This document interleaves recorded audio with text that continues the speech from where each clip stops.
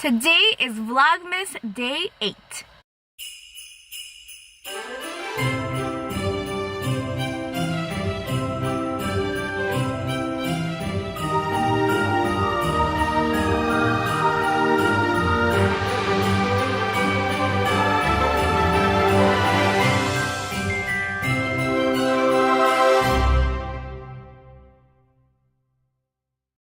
Well, hello healthy beauties. Today is a new day.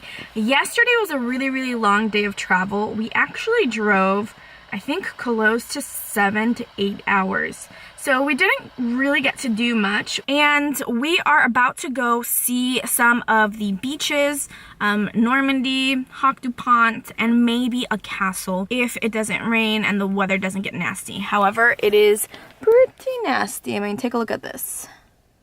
But we're excited. All right, so we made it to the Omaha beach, but you guys, it's raining. Boo. But the museum that's here closed in November, but check this out. Look at this. This is so cool. You can see a tank from back in the day when they invaded here. They had these little tanks. And for those who don't know, this is actually where D-Day happened, Omaha Beach. So they have this little museum where they explain everything, but they close. You can see the museum is closed from November 21st till the 8th. How nuts that this is where this happened. This was real life, you guys. Insane. So this is a little bit of what's inside. This is a landing craft, you guys. Check that out. So they would take these from the bigger ships out in the open ocean and pack them full of men and jeeps, and then bring them ashore, basically beach them on the shore, and then drop the front door there, and all the men would run out. Unbelievable. And these are all stuff that were present that day. Yeah, you can see they actually... This is the engine, it says, of the Rhino ferry, found during excavations in March 2003. If you want to come here, this is called the Museum Memorial of Omaha Beach. So just come on in. We're currently walking towards the actual beach. And it's really windy and wet. So I'm gonna make this real quick. My husband is obnoxiously happy. He's such a nerd.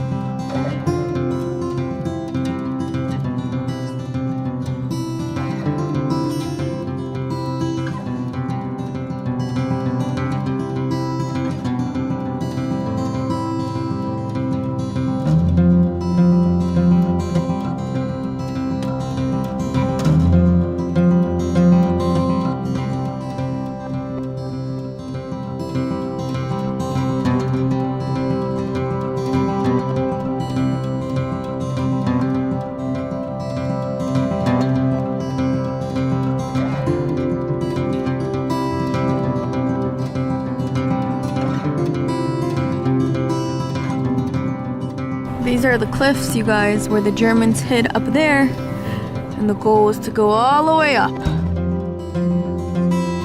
This is another monument.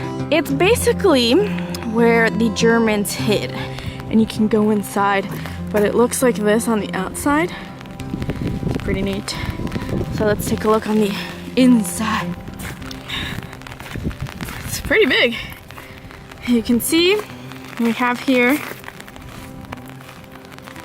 the actual machine gun that you can fire, and then on this side you go inside. It's muddy, but ooh, this is so cool. This is massive. Wow. Actually load shells right in here, and then you lob them out. You get over here, you can see the beach. So here, It's impressive how low the shell. this is what it looks like from this side. And then this, like Johnny says, is where they were firing at them. Pew, pew, pew. This right here too. It's supposed to be all one metal shield. You can see the metal bent back. Wow. So this is a grenade drop. When the enemy comes, drop grenades down. Wow, look at all this, you guys. This is where the Americans were shooting. Mm-hmm. You can see they kept shooting and shooting and shooting. So we got And this got busted.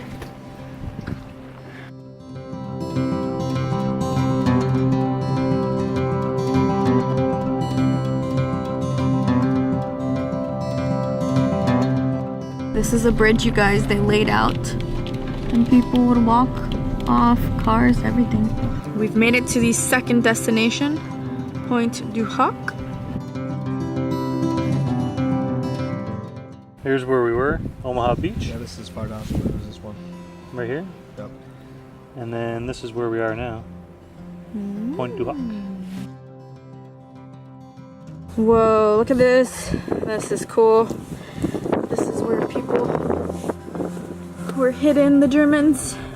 And then these are craters that are massive from bombs.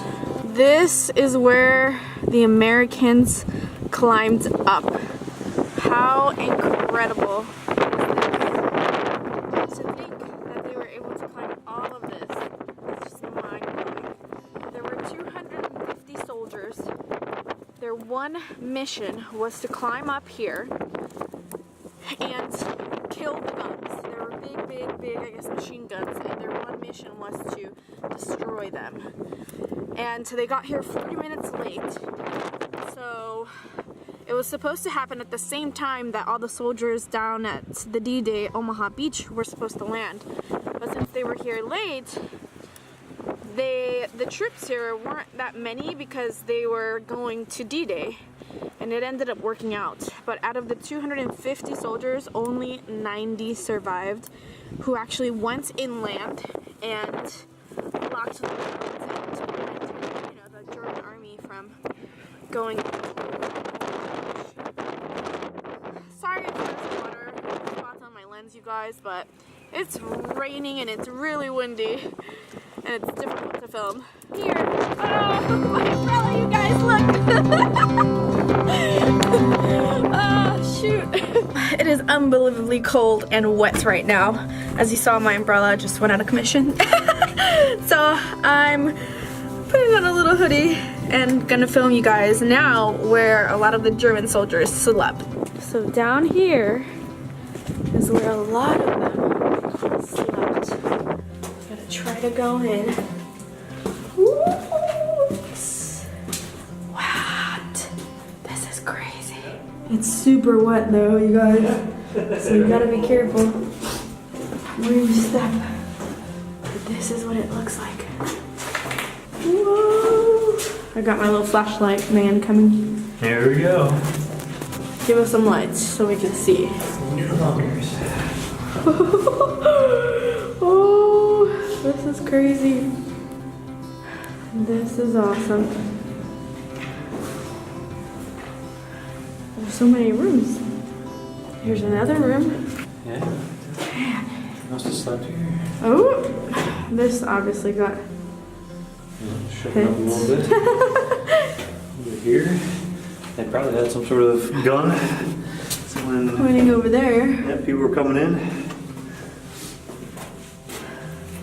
And go back out. These are kind of cool.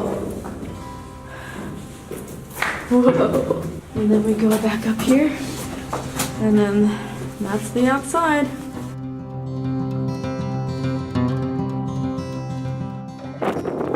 So these holes are massive. And this is from the bombings that America did when they got here. So these were the guns that the American troops, 250 men, had to basically take out because they were all of this hugeness right here. And they would just turn click, click, click, and then fire. So they had one job, and it was to take these out. It's quite unbelievable how many craters there are. If you look around, there's craters everywhere. Here, there. These are all bombs. We made it to the frontest point, and it's super windy.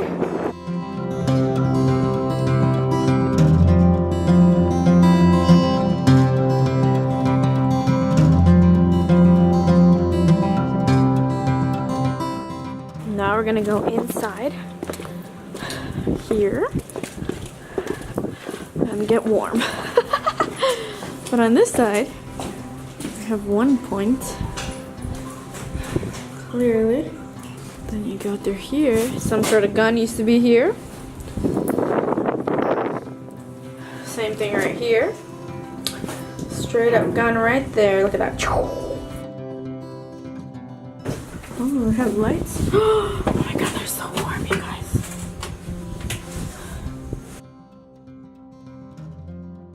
So this is in memory of the Rangers lost. All their names are here.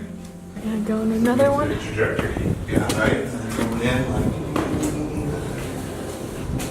we'll call this ram here. Look at all of these shots. I was surprised most of this was one gun.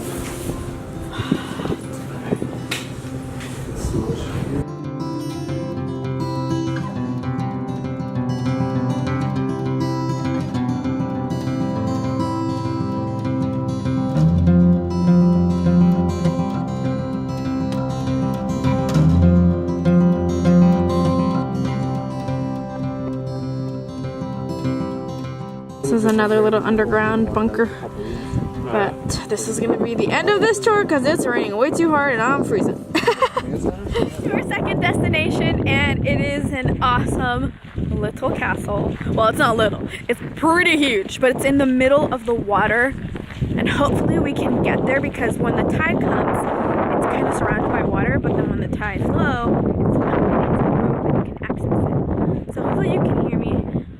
But I don't remember what it's called. I'll make sure to write it somewhere though. In order to get there, you have to get on a shuttle.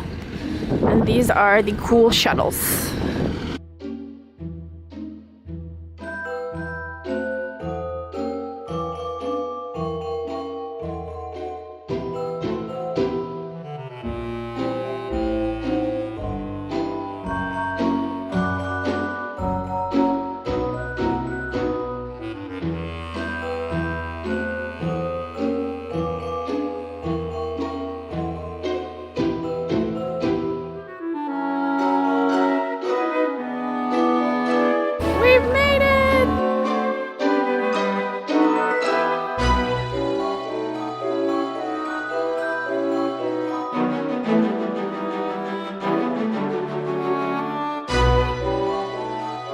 The entrance.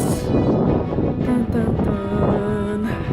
So this is what the place is called. As you can see, it has a map, and you enter through here, and it's a whole city inside. So cool!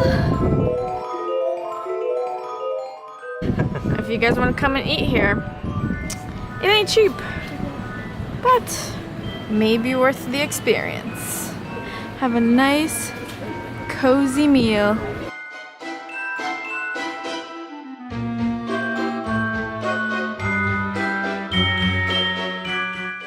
They even have a little gift shop. So if you want to take a souvenir home, you've got plenty to choose from. So this is what it looks like when it's high tide. So clearly you can see it's just surrounded by water. Same thing with this little postcard. Just water everywhere. You can even walk sometimes.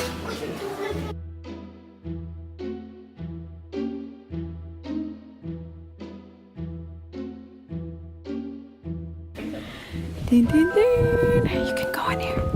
I'm pretty sure I'm not supposed to be in here.